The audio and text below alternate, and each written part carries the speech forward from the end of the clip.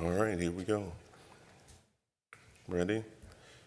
Welcome to the February 27th meeting of the Edina Housing and Redevelopment Authority.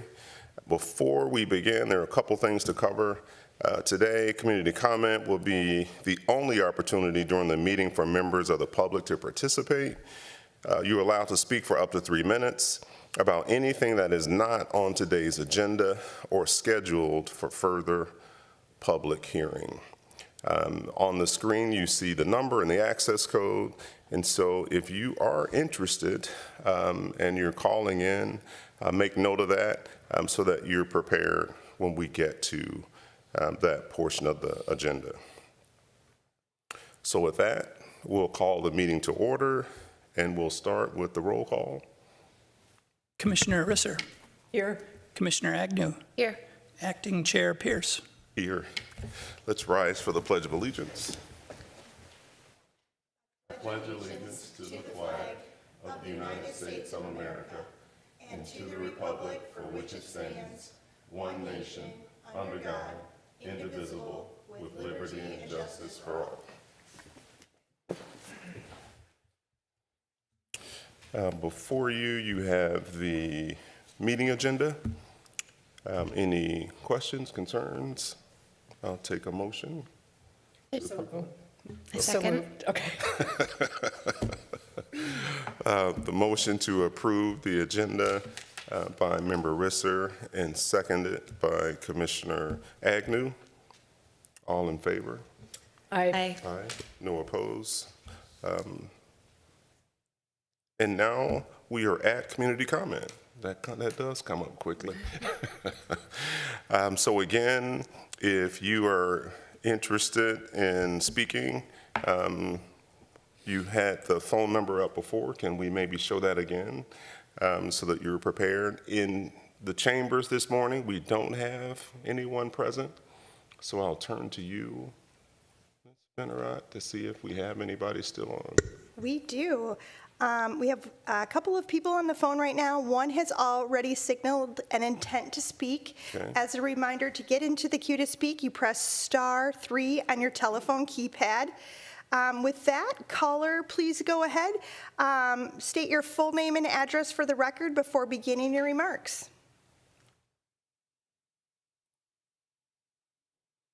Go ahead, caller.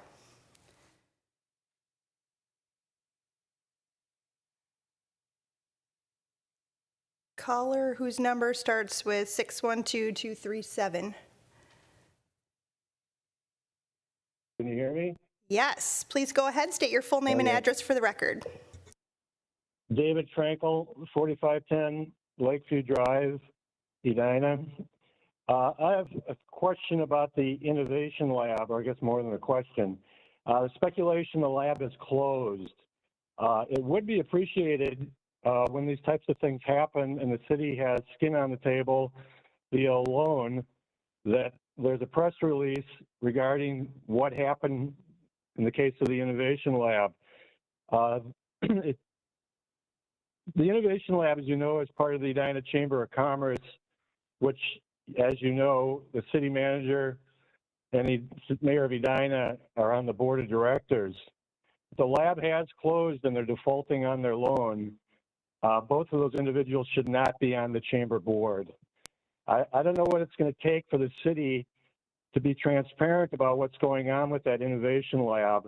And I'll make the comment that it was never innovative and it was never a lab. And there has to be an outside investigation from the state or the federal government. That's what's going to have to happen to get the city to be transparent about this. I'm not asking for a lot. This is a taxpayer investment of probably close to $1 million that we received very little out of.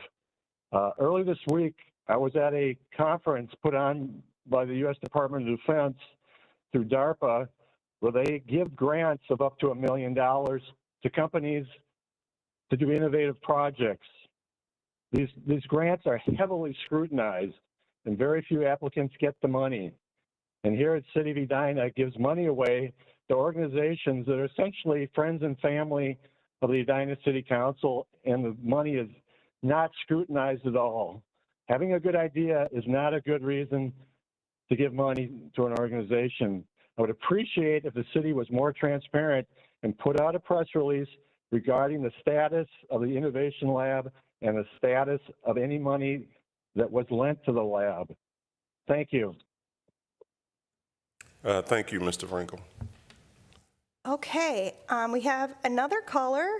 Caller, I've unmuted your line.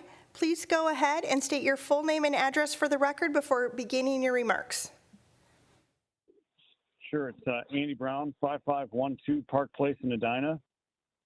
My comment is in line with what David just mentioned. Would like to know if the Business Innovation Lab has been closed.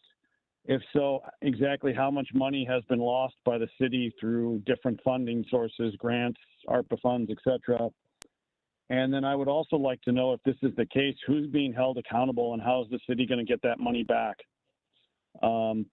If this is true, somebody needs to be held accountable and there needs to be some repercussions regarding what happened with that money, whether it's resignations or additional money needs to be found.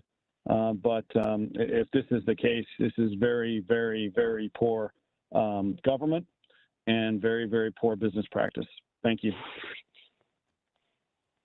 Thank you, Mr. Brown. I have no other callers. All right. With no other callers, so those two issues were related to Innovation Lab. And so I think it's prudent for us to take that back and then figure out if we want to do a press release or how we want to do that. But is there any comments that you want to make this morning? I don't, unless Mr. Neuendorf had any comments. Otherwise, it could wait till the next meeting under the Okay. executive director comments.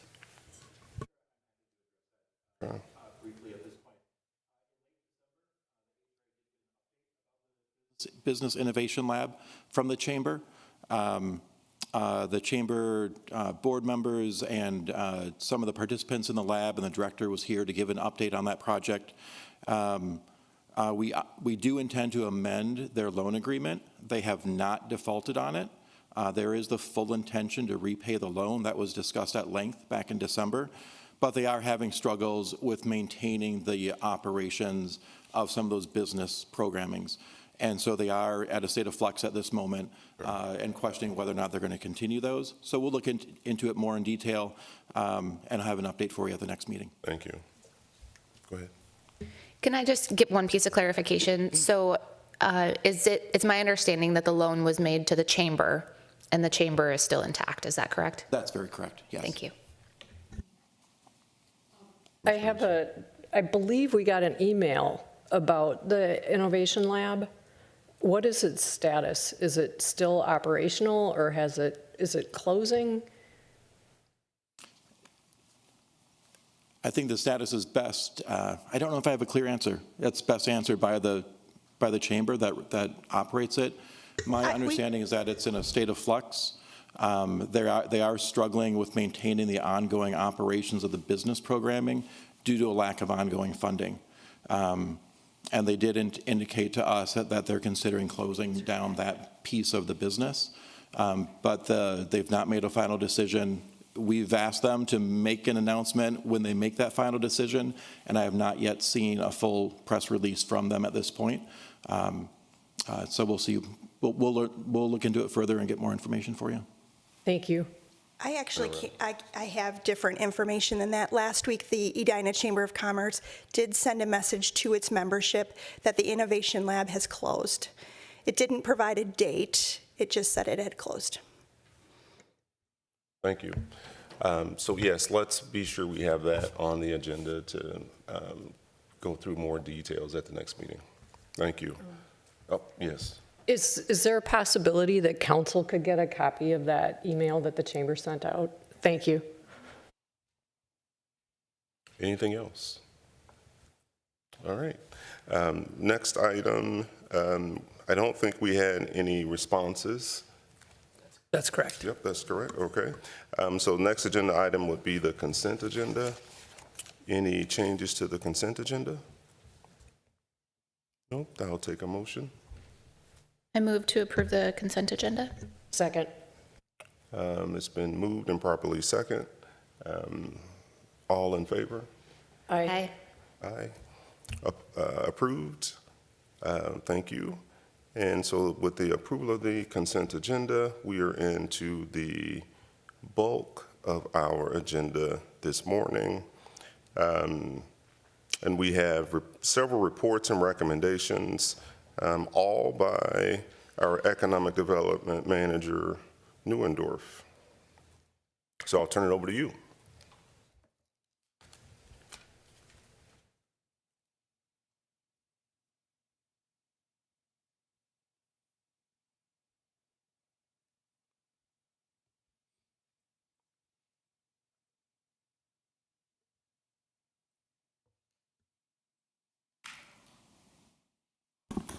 Yes, thank you. Good morning. I do have two reports this morning. And just as a point of information, there's no action required on these, but just updating reports for you. The first one is in regards to the Pentagon Village project. That's the 12-acre site at 77th Street and Highway 100. Just to let you know and to put on the record, we have been talking with that developer in recent weeks and months. They did request an amendment to their tax increment financing agreement. And so we've been learning more about what they're asking for and why and how that might work. After looking into it further, staff is recommending that we do not amend that agreement. With that project, as you recall, there's a map on the screen if that's helpful. But there's 5 different buildings that had been proposed for that property, plus all the infrastructure, the parking, the public plaza space in the middle, all the roads and whatnot. At this point in time, 2024 was a good year. We've got 2 more projects finished, with the Eddy Apartments being finished and occupied, and the First Bank and Trust finished and occupied, the retail fully occupied. But the hotel and the office building are still pending. So part of the rationale in the developer's request for the amendment was to give them more time to do something. While we certainly want to see this project finished, we want to see it fully successful. At this point in time, staff is recommending that we not amend it. Maybe at some point in the future, when there's actually a proposal in front of us with a timing and a scope, maybe we consider an amendment. But at this point in time, we're recommending no action. But I did want to have that on the record. If you think differently, I'm happy to take that back. But that's our recommendation.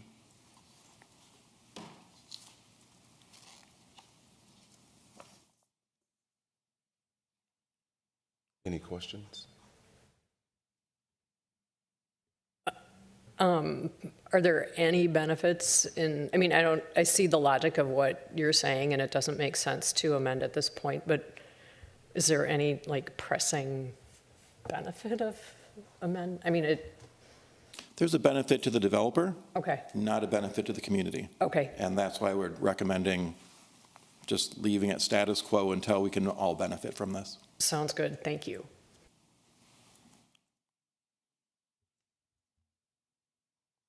Good, thank you, Manager Neuendorf. So we'll move on to the next agenda item. The next one is an update on the city's old public work site, 5146 Eden Avenue. In the last couple of months, we've been chatting with you about getting that property back listed for sale, to get a new developer on board to sell it, or to sell to the developer and have them redevelop it. Based on the direction that was provided in our past 2 conversations, we have updated the request for proposal document. The draft, what I hope will be the final draft, is in your packet. Essentially, we'll be seeking a new developer to pursue housing. We really scaled back the detail in the request for proposals to really let the market decide. The intention there is to make it easier and simpler to get a good, reputable developer on board to get that property moving. So in past projects, we've looked at this many times. The city's been very specific. We'd really like this to look exactly like this. That really narrows your pool of developers. And so in this version, we cast a broader net, but made a couple things very clear. One is that we're seeking a housing developer to really focus on ownership housing if possible, whether that's townhomes, condominiums, cooperatives, let that be in the marketplace. But we heard that expressed many times from this group. And so that's one of the key preferences. We've not listed it as a mandatory. We still want to see what the market says. So while we will entertain proposals for rental on the property, the RFP makes it very clear that that is a low priority and will be judged accordingly. We always encourage innovation, creativity. We've also backed down from having a public park on the property.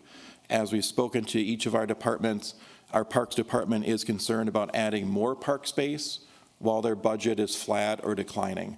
And so we'd still like some green space on the site, but in other projects, we've had the developer build the green space. They continue to own it and operate it, but give the city a public easement to use it. I think that's our preferred course at this point. So we've changed that. Commissioner Jackson at the last meeting did ask, or perhaps Commissioner Jackson and Risser asked to confirm whether or not the city needs that land for any other purpose. So we did go back to each of our department heads just to triple check, do we need this land for any other purpose? Most departments said they see absolutely no need for it and they have no desire to retain it. The fire department, we've talked with them quite a bit over the years on the site.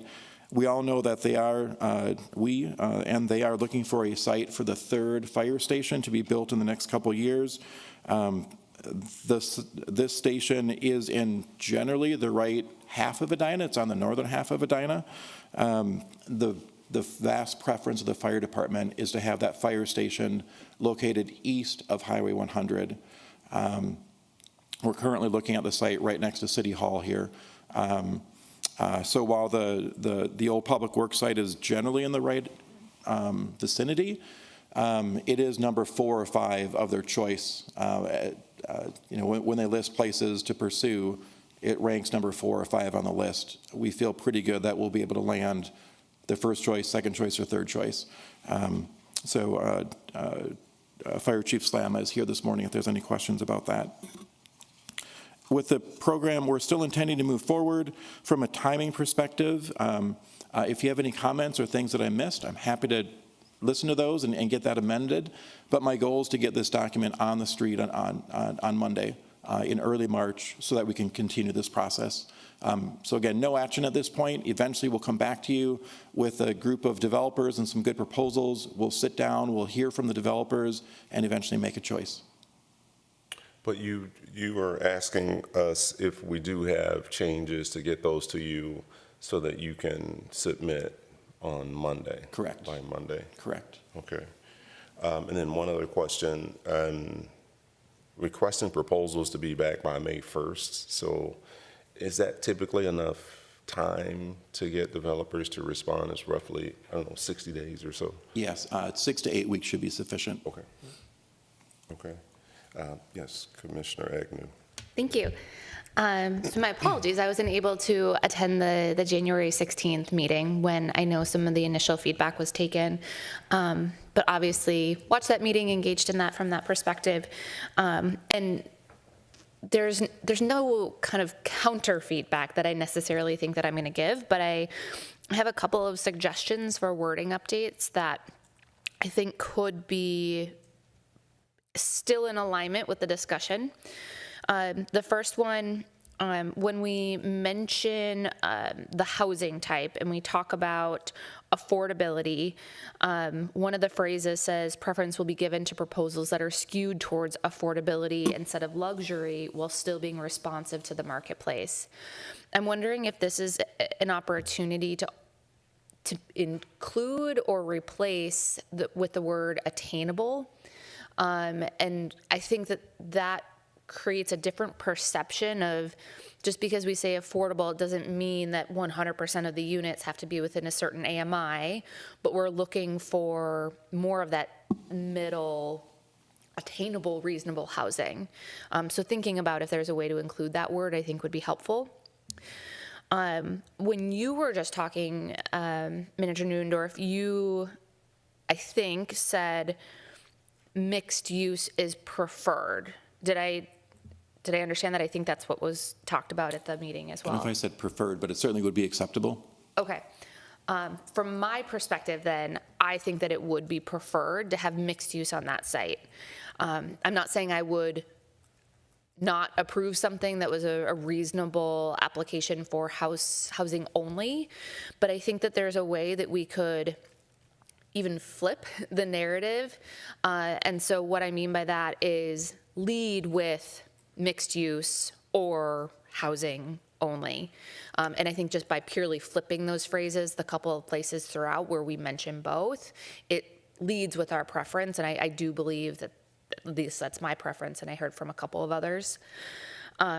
One of the other things, you were just talking about green space, but then as I was looking through the document, we don't say green space, we say plaza. I Googled the definition of a plaza.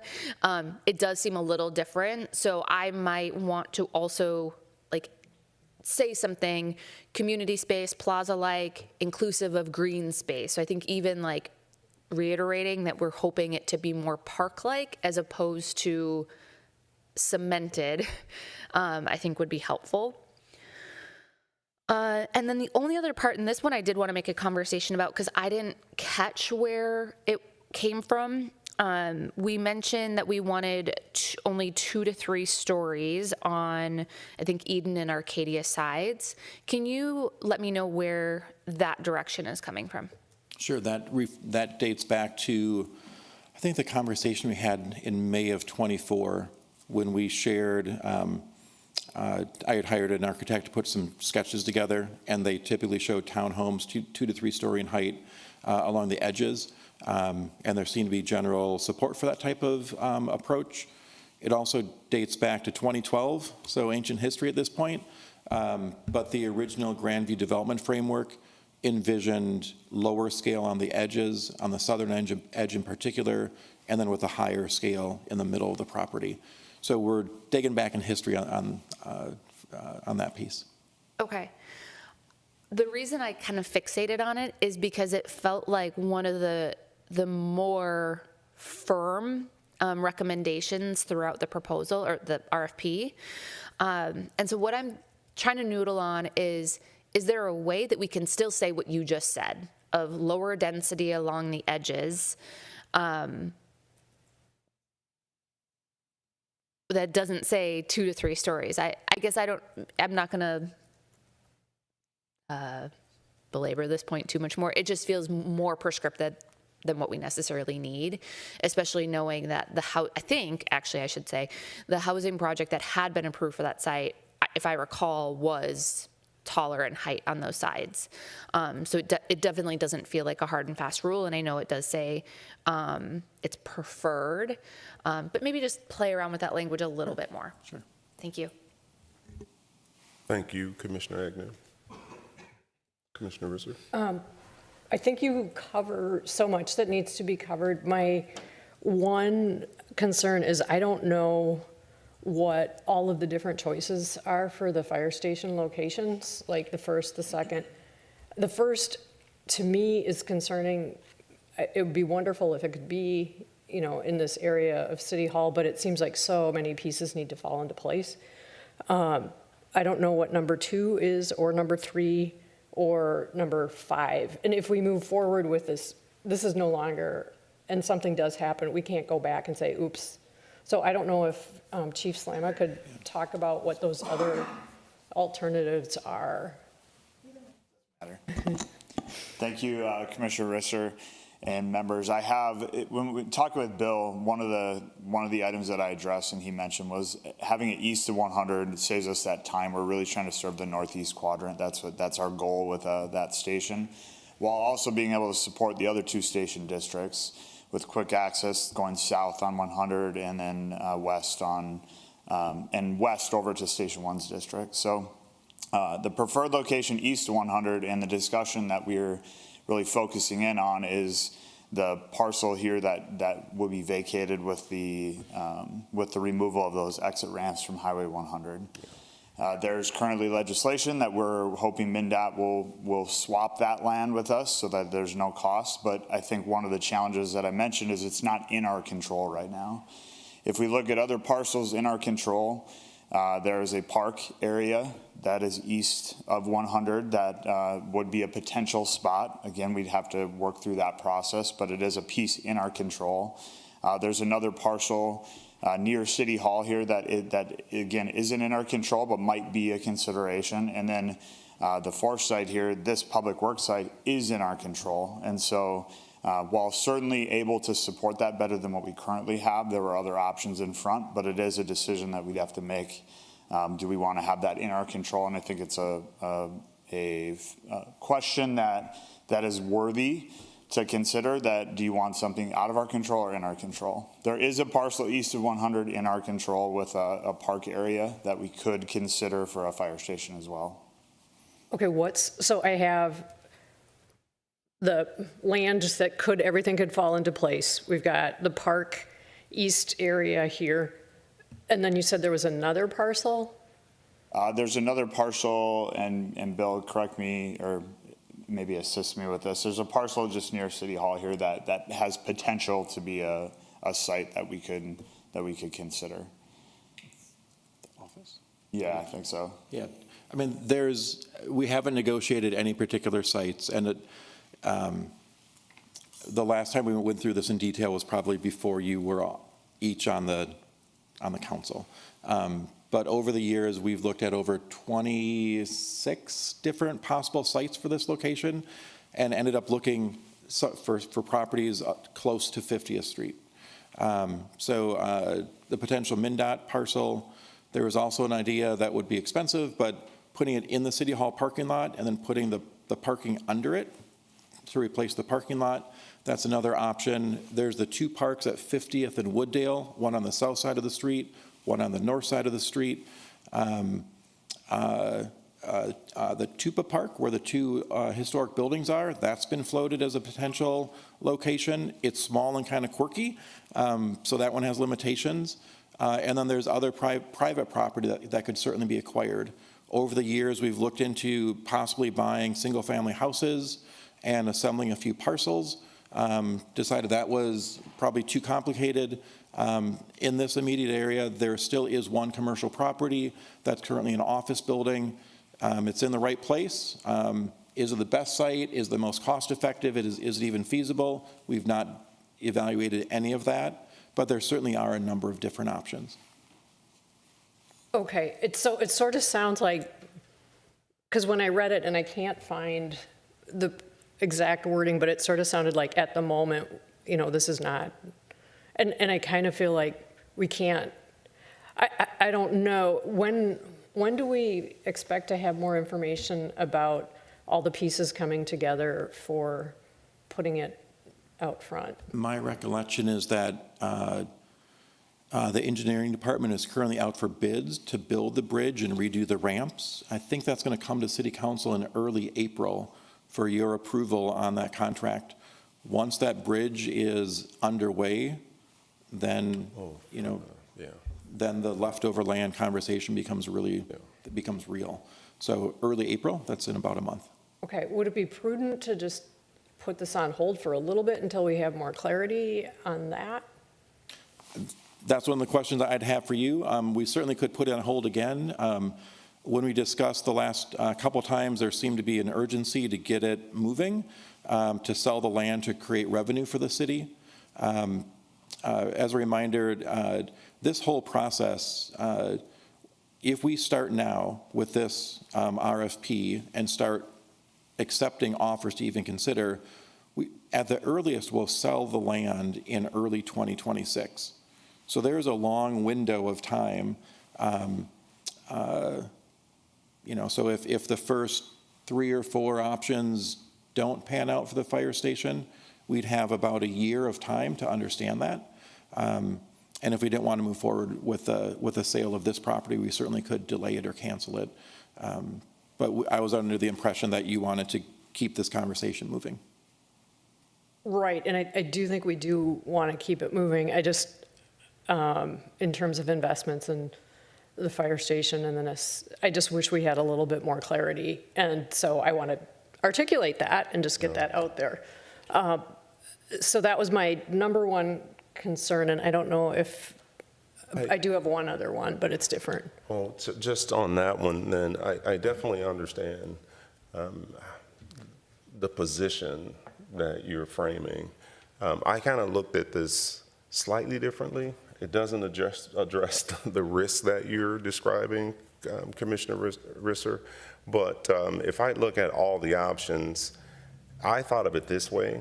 If you were to put a confidence factor or a preferred factor on each of those sites, I think we would go through, if the public works site was in pole position, I think we would look at every other option and exhaust that before we would say, let's use the public works site. Because if we look at the serviceability of the sites being east of 100 is where that probably has the highest value to us. And so if one of those other options, if all of those, we exhaust all those other options and they don't come to fruition, then we would probably look at the public works site. And given the timing, I think we have plenty of time to do the RFP, see what options we even have that come back within the next 60 days. And if we see something that kind of pushes us to make a decision sooner, I think we still have time to do that. Also, so the Tupa Park option is not lower than the public works, right? It would be before that. Yeah, Member Risser, I think one of the challenges that we've seen with anything related to a park is the community challenges that exist with a park going away. So I'd say, again, our number one preferred site is the MnDOT site. And working through that process and ensuring that we have that ability, you know, there's, like you said, there's some pieces that have to fall in place, and they have been falling in place, but it's not completely in our control. Right. So I think that's our number one preferred site. The other sites are all options. Right. Just to get this on the public record, I totally understand what you're saying about parks, but with the Tupa Park, with those two historic buildings, I mean, it would be great to get the Cahill School building back into the Cahill School District. Just in terms of its historical value. And it's a park that is becoming harder and harder to access because it's just this tiny little island. And I could see moving the school to a better location so that you could actually have more programming around the school. So I just, my personal opinion. So I just want to put that out there. Okay, thank you. The other issue I had was just language and being totally transparent to people who will be interested, to developers in this land, because walkability and its location are really being emphasized. And I do want it to be clear that the bridge that we built, the pedestrian bridge, is not ADA, or may not be, it's ADA compliant to the upper parking ramp only. And I could see a developer coming in, seeing Jerry's, you know, seeing all these amenities, and then the language is there that what goes in needs to be ADA compliant. And the logical assumption would be, oh, look, there's a sidewalk and a bridge. Anyone can go to the grocery store. And I think we need to be totally transparent that there are issues that exist. So that was another concern. And I didn't really see that in the language. Okay. Thank you. All right.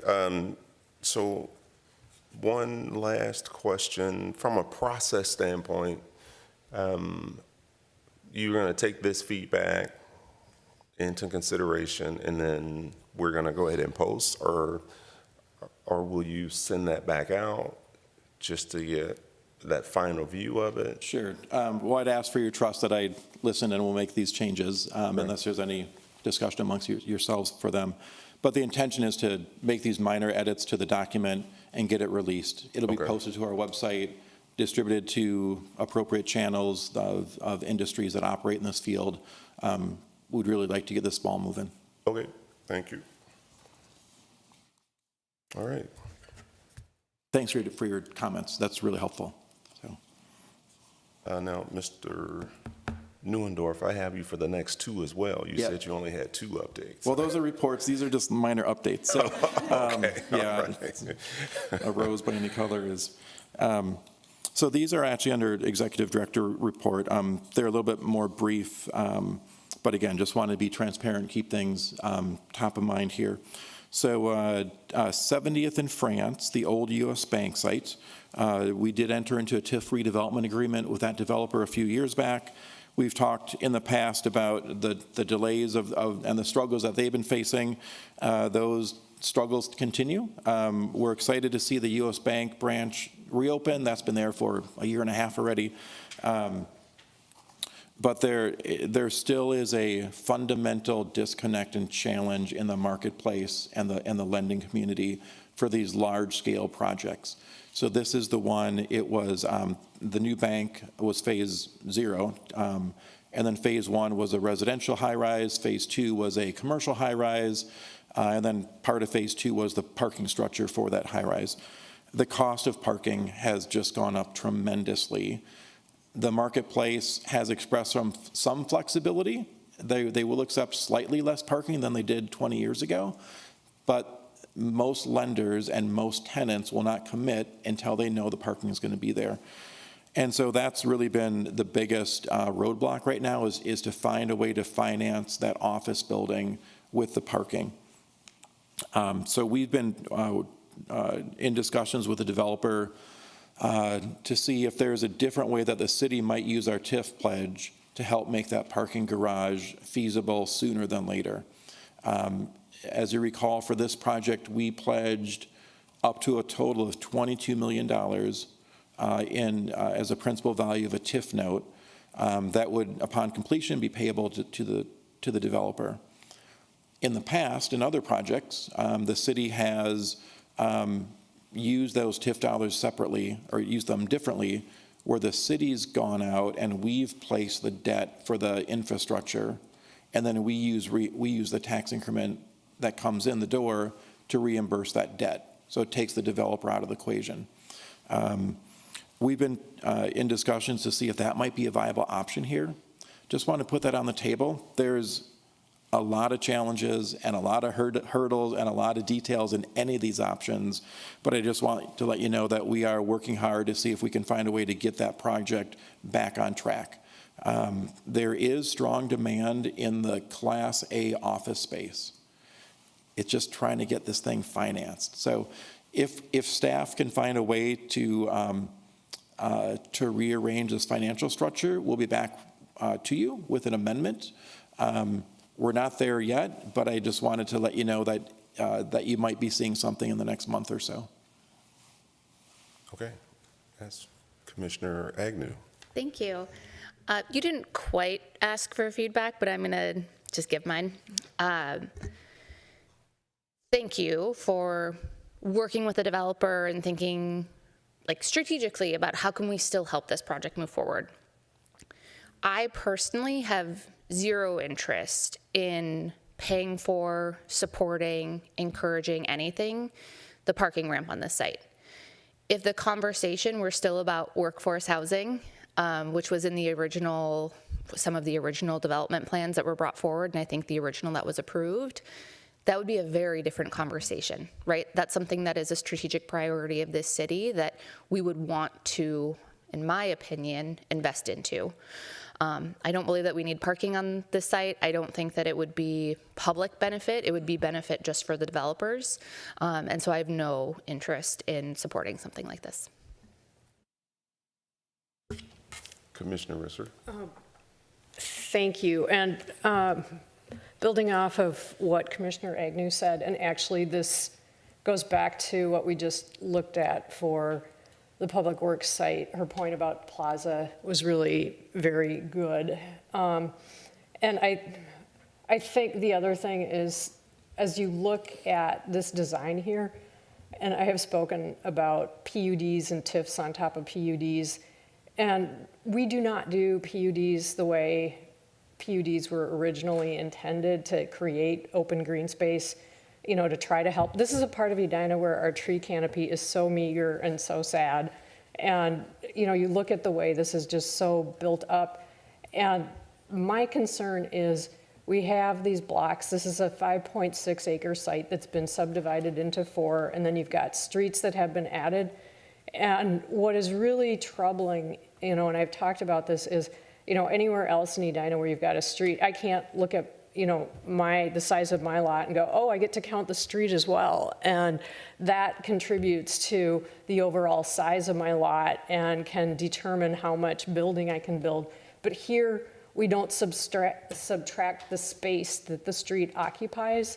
And so we have a 1.99 acre site for Site A, including all of that roadway. And if we were to take that out and just talk about the buildable area, it is quite likely that those 267 dwelling units would exceed what is allowable, the 150 units per acre, and that we would need a comprehensive plan amendment. But we don't calculate what that space is. So when this comes back, I really want to know how much space those streets occupy for that Site A residential.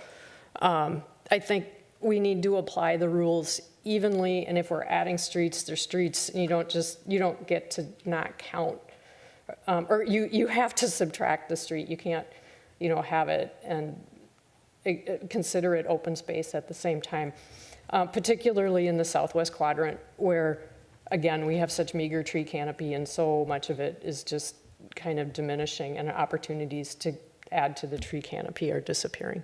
So that's all I have. Thank you, Commissioner Risser.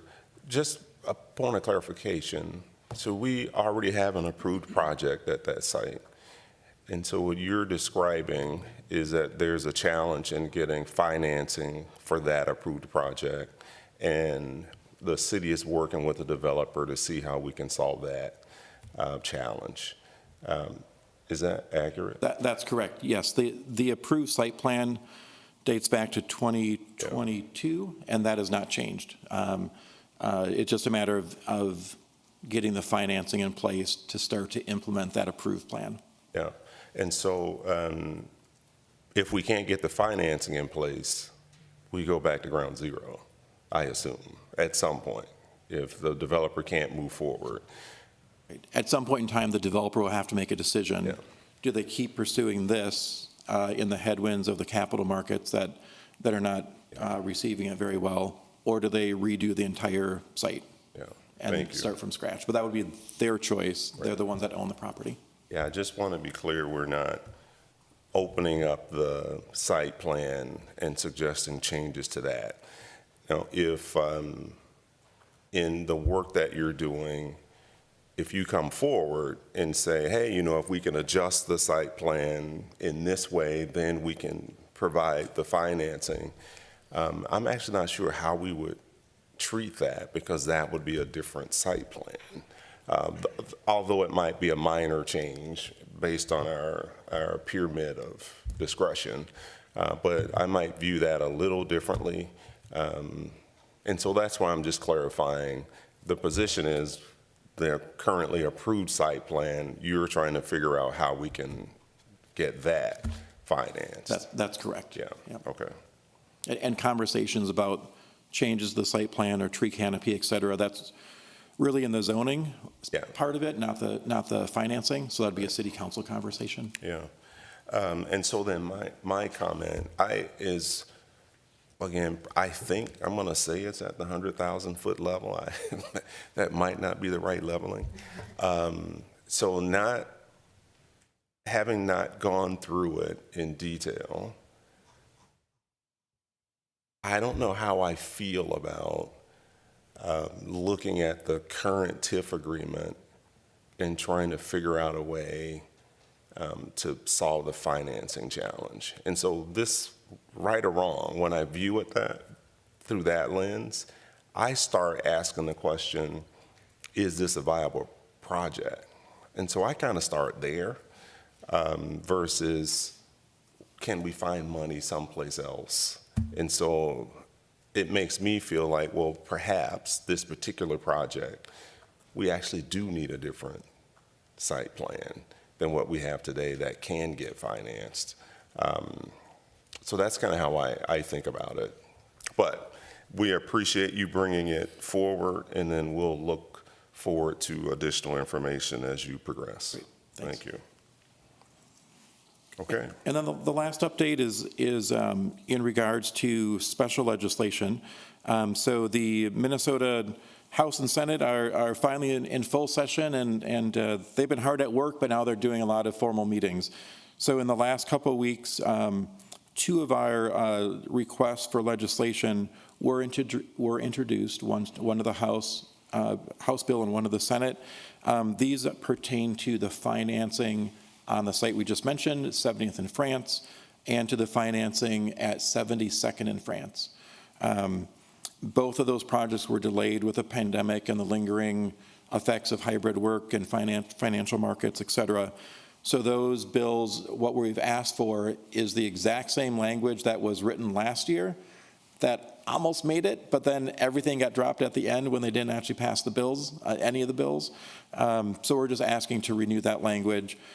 So we will start going to the state capitol to testify and to present those bills. The reason that this is important, in particular for 70th in France, is when we created the TIF district, it was created because there was blight. Half of the buildings that were previously there were considered blighted. So those buildings were removed. Once you declare them as blight, the state law gives you 5 years to finish everything. We're 3 years into it, and we're still questioning if this is the right project. So what we've asked for is to extend that 5 years to 10 years. That's a pretty typical extension. There seems to be a receptivity for that type of extension. It doesn't obligate the city to anything else, but it gives the developer more time to either get this project moving or to retool it and find something that works better. So we'll track those bills and report back to you at the end of the session, which should be in May, and let you know where we ended up and what options we have in the future. As a reminder about these, the way the legislation works is the legislators authorize the city to consider making this change. So we always have to comply with state law. And so if they give us this legislation, then it'll come back to the city council and the HRA to actually adopt it or not. And there may be aspects in it that also would require the school board and the county to weigh in. So there's still a whole lot of process, but the very first step in this long process is to get the state legislature to approve this special legislation.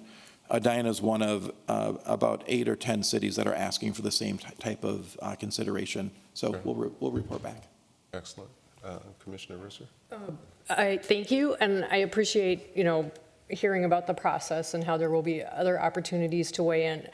All of us on council have received emails from residents about concerns regarding the 7200 project and the removal of trees. And in fact, we got some images, and I don't know if we could show them or not, but apparently all along the west side of that property, the trees were just cut down. And I went out and I visited. I went to 72nd Street. I stood and was just absolutely stunned because that visual barrier that residents were able to, rely on is gone. And now it's like this construction site is right in their front yards. And I did go and look at the site improvement performance agreement dated February 7th, 2023. And on page 10, item J, the developer shall preserve the existing trees along the west lot line to provide screening from residential homes to the west. If the trees do not survive, okay, obviously they did not survive being cut down. Additional trees shall be planted in the area to provide screening at a variety of species and sizes, subject to the approval of the city forester. This project, it is stunning to go out there and to look and to see how different it looks. The only trees that are there on, protecting as a buffer are the ones that are not on the property itself. It looks like everything was just clear cut up to the property line. So I'm just wrestling with how this was allowed to happen when it's specifically stated in the February 7th, 2023 Site Improvement Performance Agreement that those trees were going to stay. So this doesn't have, it's a great question. So for the 8, and we can certainly respond, but just to be clear, the removal of trees or the saving of trees doesn't affect the financing of the project, but still it's a valid concern, and Mr. Teague has an update. Yes, it is a site plan concern. When you looked at the tree preservation plan, there was about 14 trees along that lot line that were supposed to stay. We've contacted the developer and let him know the situation. We have a meeting on Friday with the city forester and their landscape architect. This site, you may recall, they've not received their final site plan approval for that site. So they will have to make some adjustments and beef up the landscaping along that west side. So you would see a landscape plan before any building permits are issued for that site. Is there anything they can do to put in the screening that they have taken out? And it's actually along 72nd Street, you know, when you stand in the front yard of that property and you just want to cry. And then you realize that you're looking at where the tunnel is going to come spitting out. And it's stunning. It really is. So if there's something, if they could go ahead and plant, I mean, it's probably too early in the process, but I just really feel for those residents. That was not what they were expecting. So I see it's not related in a way, but in a way, it kind of is. I mean, I don't know. Extending the TIF agreement, there was an understanding, you know, it's a whole package. You know, there's also supposed to be affordable housing, and, you know, we talked about that at the workshop. So there's elements of this that I think are concerning. Thank you. Well, I think we've kind of moved into HRA member comments. And so if everybody is okay with that, let's continue. Member Risser, did you have any other comments? No, I did not. But I would encourage people to, you know, if you have questions, reach out. I do appreciate hearing from residents. I will go, I will visit sites, I will, you know, interact that way. And it's important for us, you know, we can't know what's going on all the time unless we hear from you. And I think all of us are trying to be out there in the community, staying aware of what's going on, but it is so helpful to hear from residents. So appreciate everyone who reaches out and contacts us. Absolutely, thank you, Member Risser. Nothing from me today. All right, thank you. So I did have one request on actually the issue that Commissioner Risser mentioned, 7200. Just the way that you read through that, it's clear that there was an expectation that wasn't met. And in any case where we see that, I'd actually want the developer to come in and speak to, here's what we expected to happen and that didn't happen, and explain to us why. And I definitely understand meeting with the developer kind of separately, but I would like to have them come back in and just explain to the council what happened and why. You will get that opportunity at final site plan, so we'll put that on not on consent, but rather on the regular reports and recommendations. Okay. Any other comments? All right, anything else for the good of the order? Nope. All right, I'll take a motion to adjourn. So moved. Second. It's been moved and properly seconded. All in favor?